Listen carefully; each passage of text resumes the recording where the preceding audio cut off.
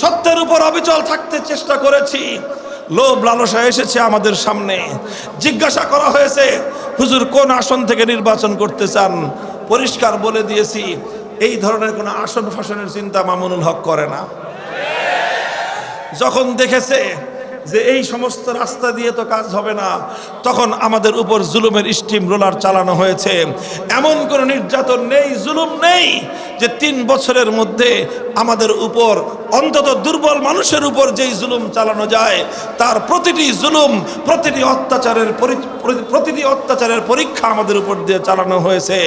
আমাদের বিশ্বাস ছিল, আমাদের ঈমান ছিল, আমাদের ইয়াকিন ছিল, যদি আরেকটু সময় যদি আমরা ধৈর্য ধারণ করতে পারি, আমরা আখেরি যুগের মুসলমান। আল্লাহ আমাদের পরীক্ষা সহজ করবেন, আল্লাহর সাহায্য অতি নিকটে আসবে।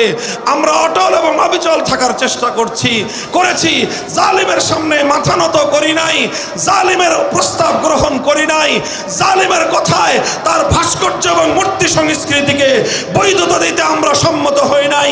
জালিম ক্ষিপ্ত হয়েছে, আল্লাহ রাজি হয়েছেন। জালিম নারাজ হয়েছে, আমার রব রাজি হয়েছেন। জালিম নাখোশ হয়েছে, আমার রব খুশি হয়েছেন। জালিম জুলুম করেছে, আমার আল্লাহ সাহায্য করেছেন। দিন শেষে প্রমাণ হয়েছে, আল্লাহ যাকে সাহায্য করেন, হাজার জালিমের জুলুম তার একটা বাঁকা বসন সোজা করতে পারে না।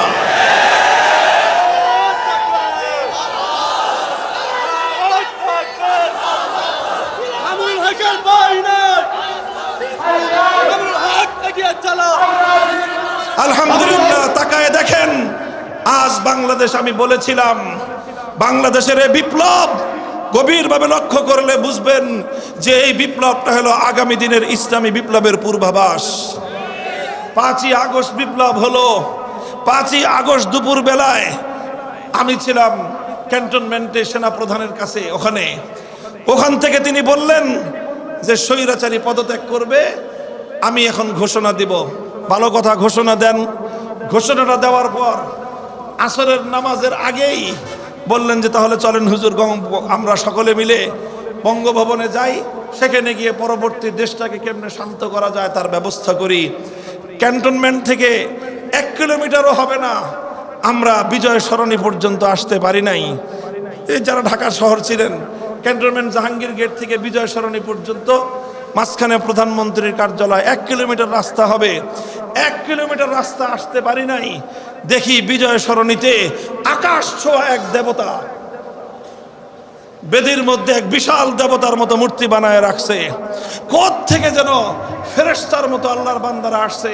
কারো হাতে শাবল, কারো হাতে হাতুড়ি, কারো হাতে আপনার বাটাল, যে যা পারছে এটা নিয়ে এসে ওই দেবতার মূর্তি ভাঙা শুরু করে দিছে।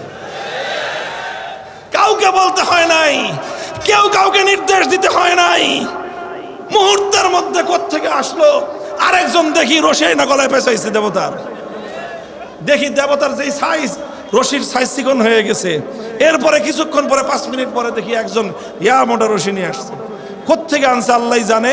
জাহাজ বান্ধে না যেই রশি দিয়ে, এই দেবতার সাইজ যেরকম, এই জাহাজ বান্ধার রশি আই নাই দেবতার গলার মধ্যে পেঁচাইছে।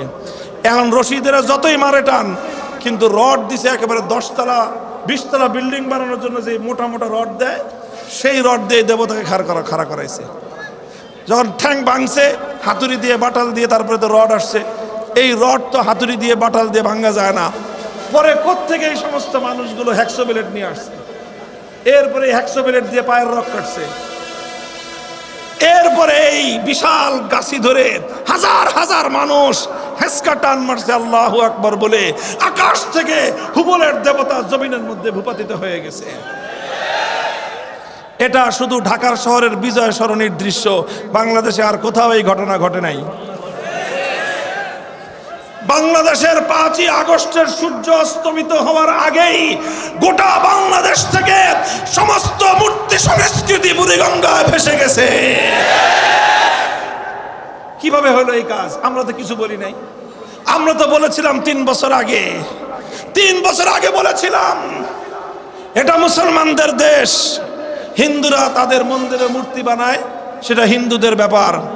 কিন্তু মুসলমানদের জনপদে, মুসলমানদের সমাজে, মুসলমানদের রাষ্ট্রীয় স্থাপনাগুলোতে কারো মূর্তি বানায় বানায় মসজিদের নগরটাকে মূর্তির নগরের পরিচয় দিবেন, মুসলমানরা বেঁচে থাকতে এটা আমরা বরদাস্ত করব না।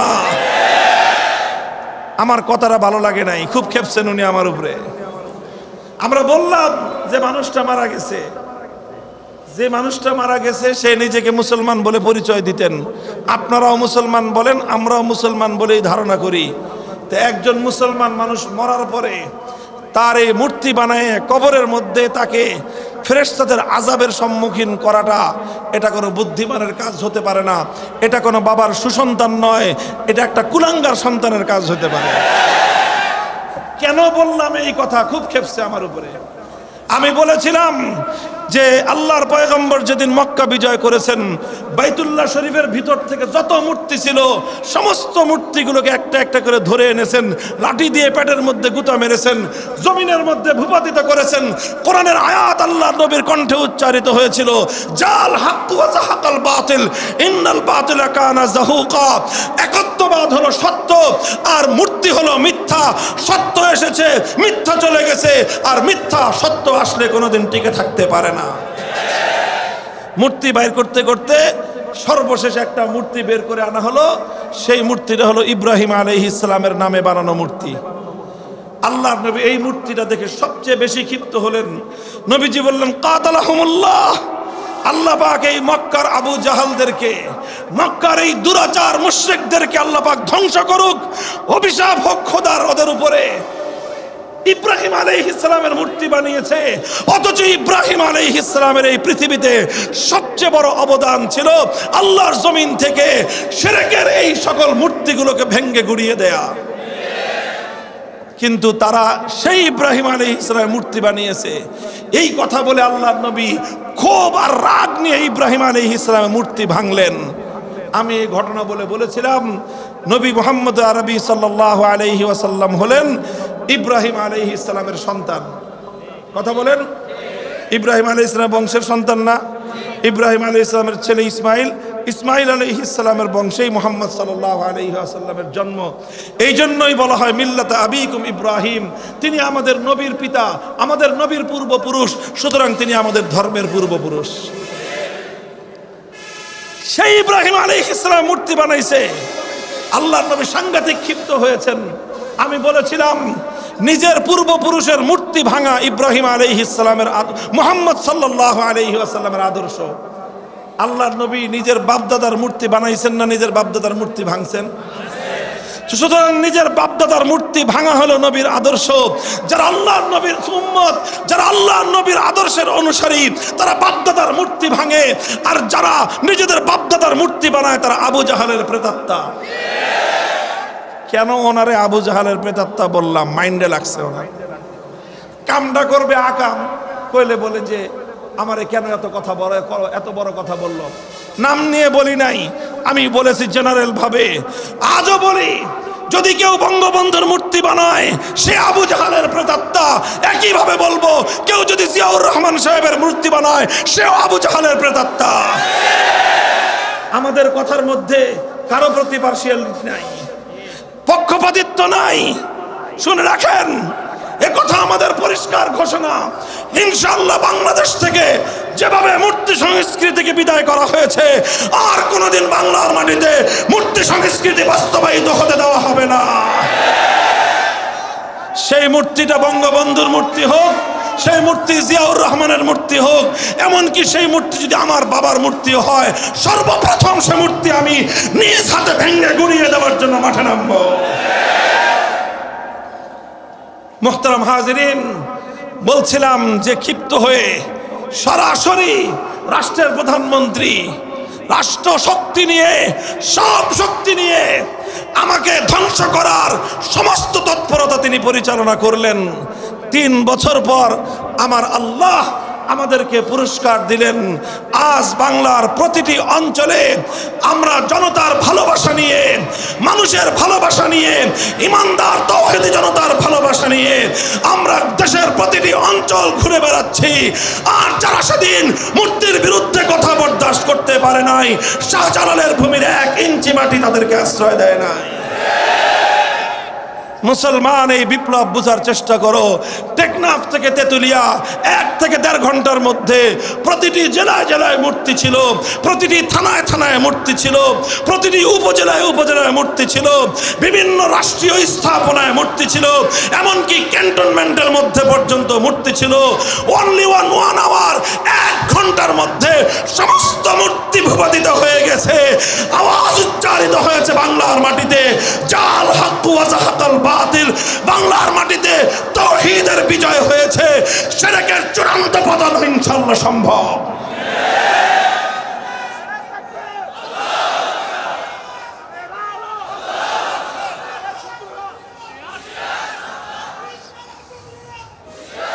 এই থাকবেন তো এই পথে ইনশাআল্লাহ। বিপ্লব আসছে, ইসলামের বিপ্লব, সে বিপ্লবের সৈনিক হবেন তো ইনশাআল্লাহ। ঈমান ঝালাই করেন, ঈমানকে মজবুত করেন। কচু পাতার পানির ঈমান দিয়ে কাজ হবে না। পাহাড়ের মতো অটল এবং অবিচল ঈমানকে অর্জন করুন। বুকের মধ্যে সাহস সঞ্চিত করুন। ইনশাআল্লাহ আপনি যদি হকের উপর অটল থাকেন, সাহায্য করবেন কে? চিৎকার করবেন, সাহায্য করবেন কে? আর আল্লাহ যখন সাহায্য করেন, সামান্য ছোট্ট ছোট্ট নাবালেগ কিছু মাসুম স্কুল কলেজের ছাত্রদের মাধ্যমে দোর্দণ্ড প্রতাপশালী রাষ্ট্রনায়ক 16 বছরের স্বৈরাচারীকে আমার আল্লাহ দুপুরের 12 পদের খানা রেখে শত্রুর দেশে, নিজের দেশ ছেড়ে নিজের প্রভুর দেশে পালিয়ে যেতে আমার আল্লাহ বাধ্য করেন।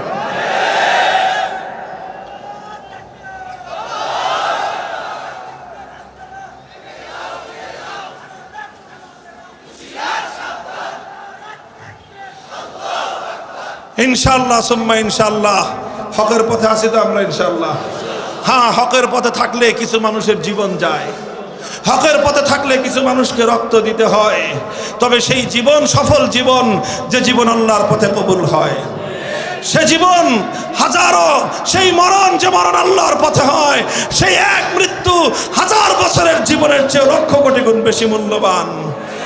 কাজেই প্রস্তুত হও, ইনশাআল্লাহ এর পরের বারের যে বিপ্লব হবে, সে বিপ্লব শুধুমাত্র এক ফ্যাসিবাদীকে বিদায় করার বিপ্লব হবে না, সে বিপ্লব শুধু এক স্বৈরাচারীকে বিদায় করার বিপ্লব হবে না, সেই বিপ্লব হবে আল্লাহর জমিনে ইসলাম এবং আল্লাহর দ্বীনের চূড়ান্ত বিজয়ের বিপ্লব। সে বিপ্লবের জন্য প্রথমে আমাদেরকে চোখের অশ্রু দিতে হবে খোদার দরবারে ফরিয়াদ করে। চোখের অশ্রু দেওয়ার পর শরীর থেকে ঘাম ঝরিয়ে পরিশ্রম করতে হবে। এরপরে পরিশ্রম করার পর বাতিলের সঙ্গে চূড়ান্ত লড়াইয়ের ময়দানে নেমে আমাদেরকে কিছু বুকের শাহাদাতের রক্তের নজরানা দিতে হবে। প্রস্তুত আছেন?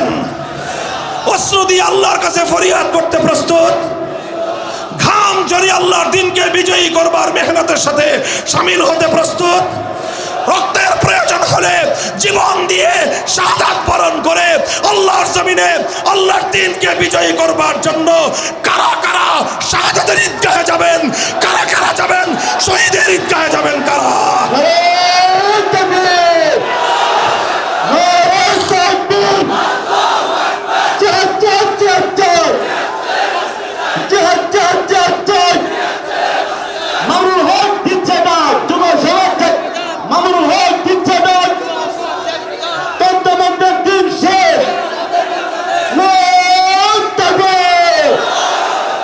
আল্লাহ পাক কবুল করেন, তৌফিক দান করেন। আমাদের সকলকে আল্লাহ তার দ্বীনের পথে অটল এবং অবিচল থাকার তৌফিক দান করেন।